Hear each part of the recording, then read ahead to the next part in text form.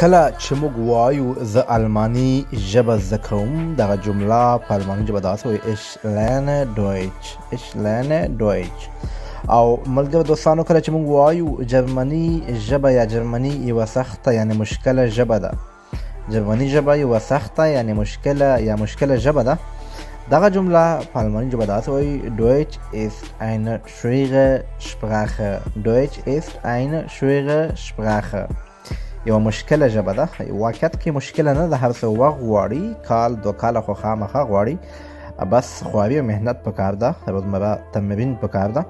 کله چې موږ په الماني ژبه کې وایو زه له 6 میاشتو څخه په المان کې یم یا 6 میاشتې کېږي په المان کې یم، دوستانو دغه جمله به تاسو په کمنټ کې لیکئ. دغه جمله ما څو ځلې په ویډیوګانو کې هم ویلې ده، نو ګورم چې څوک صحیح لیکي او څوک غلط لیکي.